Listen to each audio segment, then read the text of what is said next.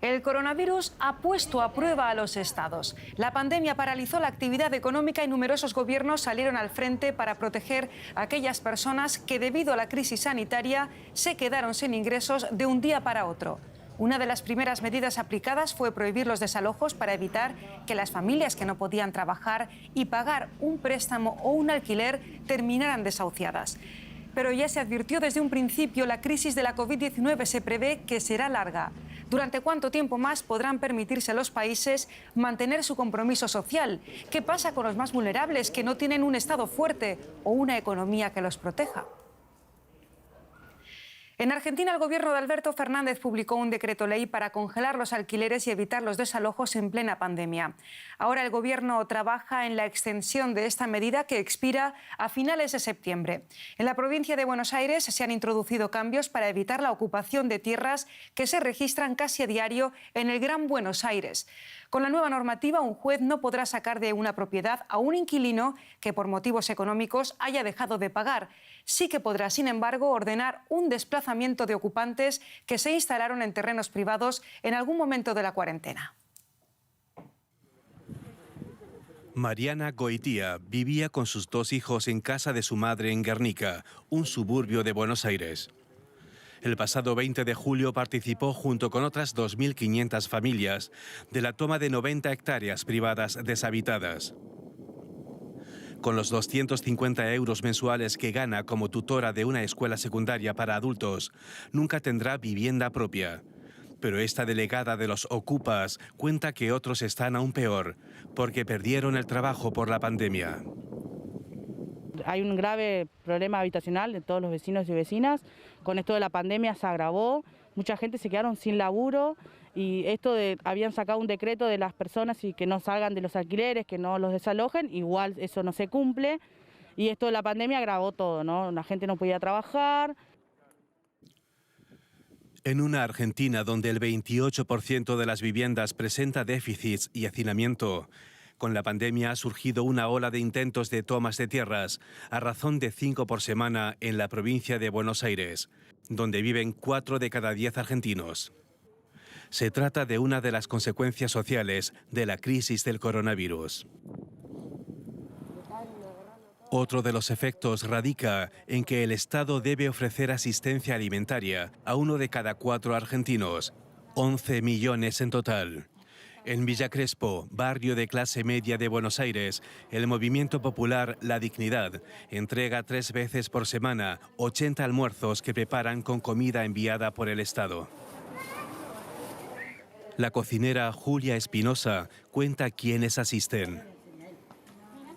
Últimamente nos hemos dado cuenta no solamente gente vulnerable, sino también la gente que vive en estos barrios, que gente, por ejemplo, jubilados que están pasándolo mal, estudiantes, también tenemos que vienen a veces traen tupper, a veces nos piden, entonces nosotros desde este lugar estamos garantizando la comida. El presidente Alberto Fernández sabe que el aspecto social es uno de los retos de la economía argentina, que entró con graves problemas a esta crisis y que acaba de iniciar sus negociaciones con el Fondo Monetario Internacional. Unas conversaciones que serán más duras que con el sector privado. La Argentina ahora tiene un desafío que es llegar a un acuerdo que permita a la Argentina mantener y recuperar su economía en adelante con el Fondo Monetario Internacional. Hay un programa que fue cancelado, que fue un programa descarrilado, fallido del año 2018, con el Fondo Monetario Internacional, y ese es el próximo gran desafío. El Ministerio de Economía argentino prevé seguir asistiendo a empresas y personas afectadas por la pandemia, dejar de emitir tanto dinero para financiar el déficit fiscal y alentar exportaciones. Añadimos ahora al programa la voz de Gervasio Muñoz, el expresidente de la Federación de Inquilinos Nacional en Buenos Aires. Señor Muñoz, cuéntenos en primer lugar en qué situación se encuentran los inquilinos en Argentina en estos momentos. En estos momentos la situación es gravísima, hay alrededor de 700.000 hogares inquilinos, algo así como 2 millones de personas que están endeudadas, que deben 2 meses o más de alquiler y que están en condición de ser desalojados a partir del 1 de octubre cuando finalice el decreto 320. Por lo tanto, la situación es dramática, además de que hubo desalojos a pesar del decreto. Nos está contando usted que a pesar de este decreto de desalojo del gobierno de Alberto Fernández, hay familias que están terminando en la calle. ¿Por qué? Porque los dueños de las viviendas, el mercado inmobiliario, los dueños de los hoteles han aumentado el precio de los alquileres a pesar de la prohibición, porque no hay organismos que controlen el cumplimiento de estas leyes por parte del mercado inmobiliario. Por lo tanto, lo que se ve son varios efectos. Muchísimas familias en la calle, algunas familias que buscan algún pedazo de tierra donde pasar los días, inquilinos e inquilinas que alquilaban un 3 ambientes y pasan a un 2, a un monoambiente o vuelven con los familiares. Todo esto en una situación de crisis sanitaria muy grande y de, por supuesto, una crisis habitacional como no se veía desde el año 2001. ¿Qué ocurre en Argentina con los más vulnerables, con los inmigrantes, por ejemplo, con aquellos también que no tienen papeles? Hay dos sectores, los inmigrantes de sectores bajos que alquilaban piezas de hoteles familiares y que han terminado en la calle. Hay otro sector de inmigrantes que pertenecen a los sectores medios altos y que el mercado inmobiliario le hace contratos cortos y en dólares. La situación de esos sectores es particularmente grave. El mercado inmobiliario ha logrado establecer estrategias de abuso para absolutamente todos los sectores en Argentina.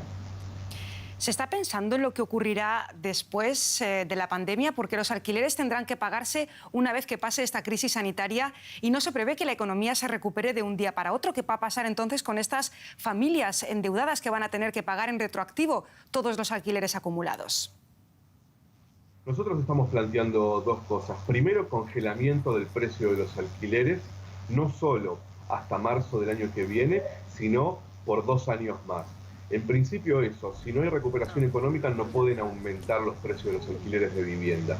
Segundo, estamos planteando un plan de desendeudamiento, o sea, que el Estado se haga cargo de pagar los alquileres de todas aquellas familias que no lo han podido hacer, porque si no, en realidad lo que se viene es una bomba de tiempo que se viene postergando, que el 30 de septiembre finaliza el decreto, pero si le extiende esa bomba de tiempo, estallará en marzo y así. Entonces, es fundamental plan de desendeudamiento para los inquilinos y las inquilinas en Argentina.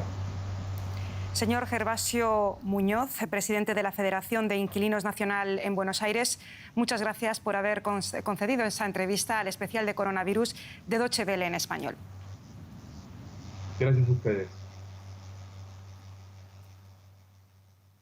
Cambiamos de país y nos vamos a Estados Unidos porque la administración del presidente Donald Trump anunció a principios de septiembre la prórroga hasta finales de este año de las medidas de protección contra el desalojo para decenas de millones de hogares, familias que luchan por pagar su alquiler o su préstamo. Es necesario cumplir con 4 requisitos para no ser desahuciado, pero hay muchas personas que no cumplen con estos requisitos y que se ven obligados a abandonar sus hogares. Importante es advertir de que el alquiler de estos meses deberá de ser pagado, aunque sea con retraso, una vez que termine la crisis sanitaria. Tomás Gomol piensa que es un hombre con buena suerte. Este trabajador de la piedra de 35 años vive en Phoenix, Arizona. Acaba de encontrar trabajo a tiempo completo tras varios meses de desempleo. Fue justo al principio de la pandemia. En 2 semanas, mis horas de trabajo pasaron de 20 a muchas menos. Tuve que renunciar y solicitar el seguro de desempleo. Fue la primera vez que lo hice. El subsidio de desempleo del gobierno federal y del estado de Arizona lo mantuvo a flote por un tiempo, pero luego no pudo seguir pagando su alquiler. Y eso trae consecuencias, pese al decreto del gobernador de aplazar los desahucios. Hace una semana Thomas fue desalojado. Su nuevo hogar es un motel, donde paga cerca de $300 por semana. Va a ser muy difícil alquilar un departamento. Para Ken Vogt, presidente de una organización defensora de inquilinos de Arizona, el caso de Thomas es solo uno entre muchos. La pandemia dejó a millones sin empleo, de los cuales muchos no pudieron pagar su alquiler. Al desalojarlos y ponerlos en la calle, se contribuyó a la propagación de la pandemia. Es una situación en la que nadie gana y todos pierden. No existe una solución hasta que consigamos controlar este virus. Especialmente cuando tienes gente en la calle transmitiendo la enfermedad entre ellos, de grupo social a grupo social. Nadie va a estar a salvo. Julie Brewer dice que no ha vivido segura en meses. Su marido, cocinero, quedó desempleado desde el comienzo de la pandemia y luego se contagió con la COVID-19. Ella y su hijo también tuvieron el virus. Este verano fue lo peor. Todos con coronavirus y el desempleo. Todo lo que podía salir mal, salió mal. Julie tiene una afección neurológica llamada síndrome de la persona rígida que le impide trabajar. Recibe dinero por discapacidad que solo le alcanza para pagar el alquiler. Me quedan $53 de mi seguro social y de discapacidad. Tengo que pagar alquiler. Es penoso tener que decidir qué factura vamos a pagar, si tenemos suficiente comida en casa o si este mes tendremos que ir al banco de alimentos. Julie teme que las cosas empeoren aún más para ella y su familia y tiene un mensaje para Washington.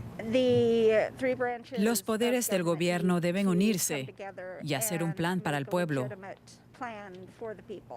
Esto es serio.